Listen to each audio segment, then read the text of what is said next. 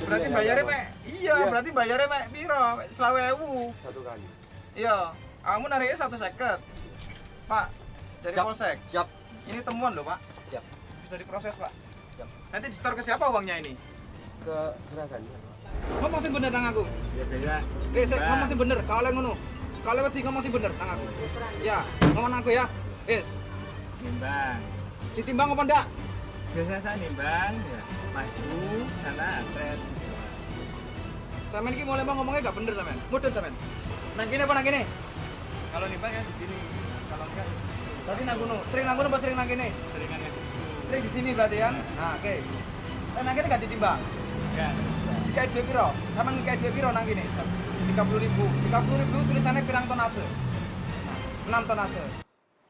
Ya, saya masih bersama dengan Bupati Lumajang, Pak Torik. Itu jadi tadi juga lagi-lagi persoalan penambangan dan penimbangan pasir begitu ya. Sesuatu yang memang menjadi prioritas di Kabupaten Anda di Lumajang. Ya, yang ini tadi video tentang surat keterangan asal barang atau SKAB. Atau kita mendapatkan pajak daerah itu dari SKAB ini. SKAB yang kita tarik itu dalam rata-rata satu truk 25.000. Tapi di masyarakat, di pertambangan atau lokasi tempat tambang pasir itu bisa 60.000, bisa 100.000, bisa 120.000 satu SKAB. Itu yang tadi saya konfirmasikan kepada apakah pengangkutnya atau masyarakat yang menjaga di situ portal sebagai kepanjangan tangan dari pemilik izin tambang, itu yang kami konfirmasikan.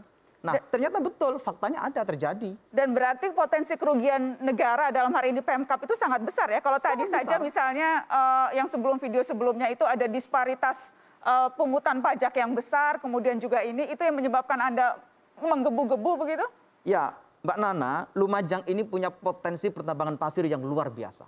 Tapi kita masih belum bisa melakukan pengelolaan yang manageable tentang seluruh potensi dan problematikanya. Tadi saya katakan, saya ulang yang soal tadi itu, MOU itu.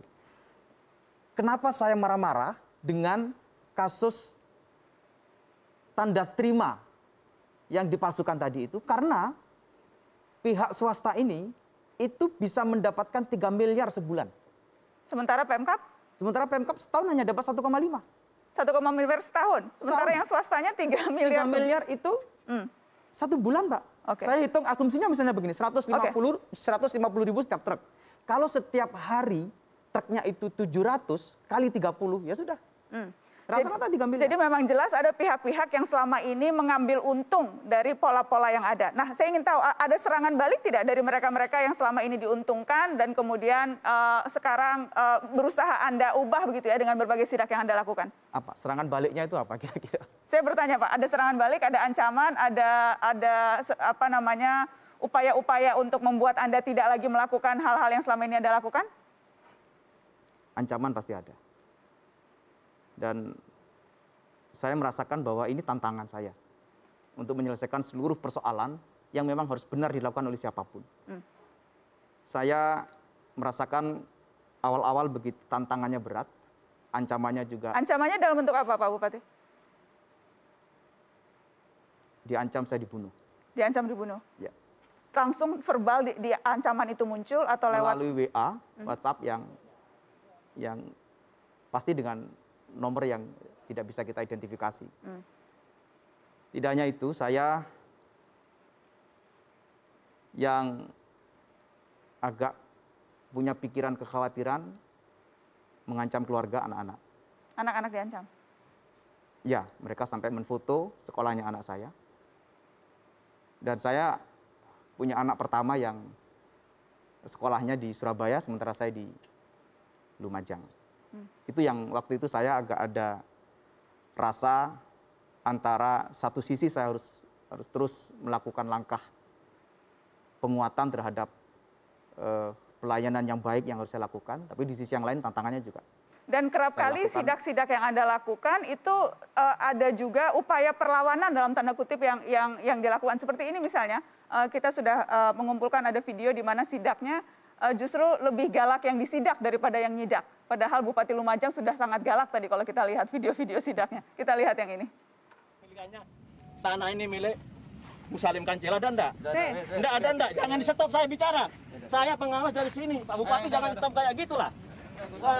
Enggak jelas ini kalau kayak gitu. Tunggu dulu, jangan ikut-ikut. Biar saya argumen dengan Pak Bupati dulu aja. Sudah, Ini mau cabut-cabut bagaimana ini? Enggak boleh gitulah. ini kita putuskan. Jelaskan, enggak Bahwa- bisa, Wati. Bapak juga nggak punya hak di situ, Pak. Oh, ini sudah ada suratnya ya? Ada HGU-nya ini? Ini HGU-nya, Pak. Bukan enggak bisa ada HGU-nya, jangan ada HGU-nya.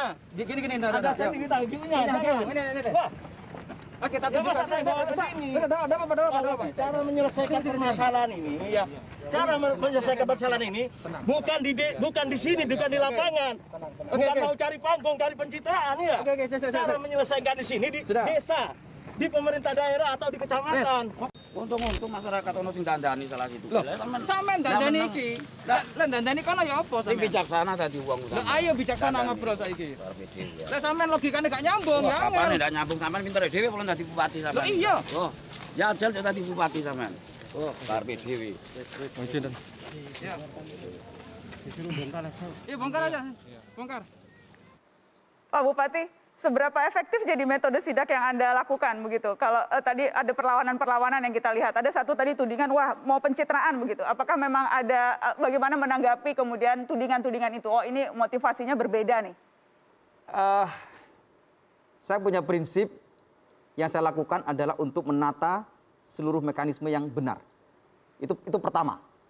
Begitu penataan mekanisme yang benar yang harus saya lakukan, saya sadar bahwa yang saya hadapi banyak orang dengan seluruh kepentingan yang ada. Contoh tadi soal tanahnya almarhum Salim Kancil yang dulu terbunuh oleh kasus pertambangan pasir besi. Pernah diangkat juga di mata Najwa. Nah, tanah yang dulu diperdebatkan itu, tanah yang dulu disengketakan itu, yang diperjuangkan oleh almarhum Salim Kancil, hari itu, waktu itu, ada pengukuran yang disampaikan oleh istrinya almarhum Salim Kancil tidak pada fakta yang sesungguhnya. Saya ke lapangan. Dan betul ternyata Bu Tijah waktu ada pengukuran HGU yang harus sesungguhnya benar-benar pada posisi faktanya, itu tidak pada faktanya.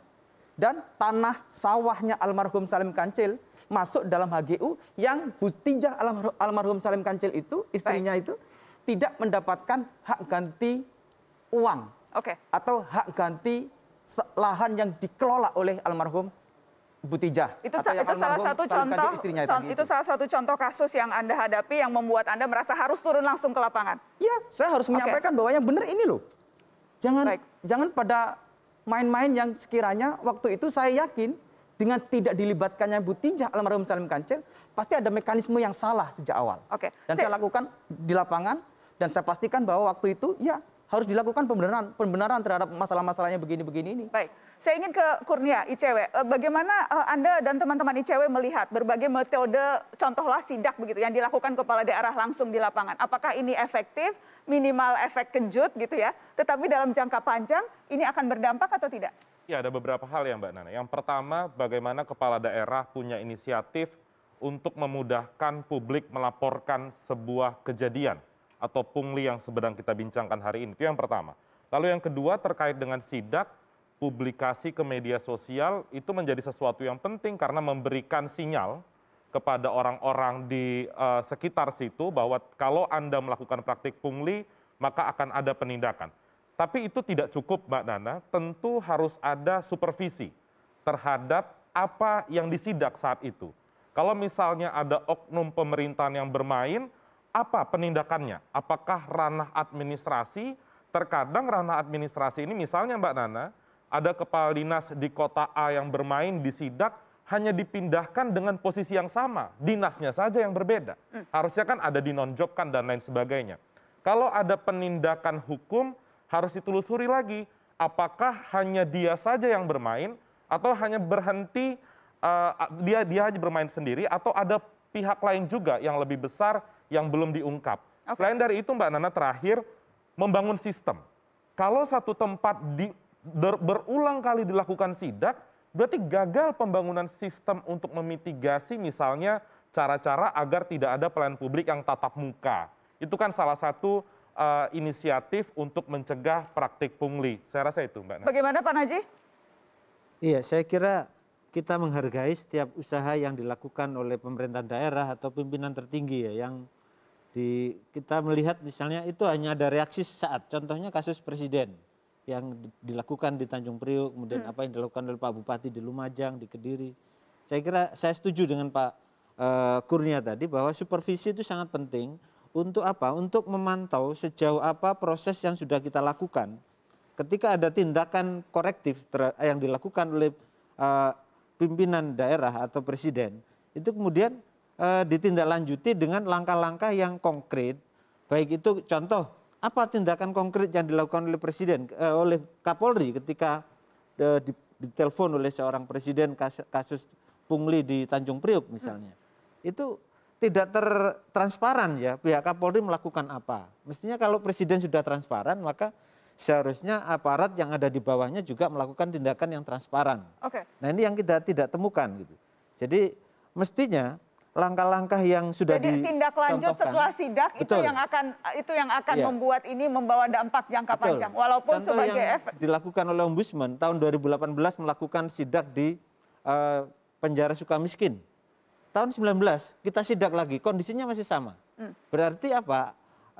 Aparat yang meskipun kalapasnya diganti, tetapi itu tidak berpengaruh kepada kondisi real di lapas itu sendiri. ya, karena Sukamiskin juga Mata Najwa sudah beberapa kali juga liputan investigasi ke sana, masih sama juga Pak. Betul. Masih sama juga. Jadi kalau tidak ada perubahan sistem, maka itu yang akan kita lihat. Nanti kita akan bahas itu Pak Bupati, bagaimana caranya memastikan sidak sebagai efek kejut dilanjutkan dengan upaya-upaya sistematis lainnya. Saya juga nanti akan ke Mas Bupati Kediri, karena saya juga tahu Anda juga sidak parkir ilegal di Kediri. Kita akan lihat videonya setelah pariwara. Tetap di sini di Mata Najwa.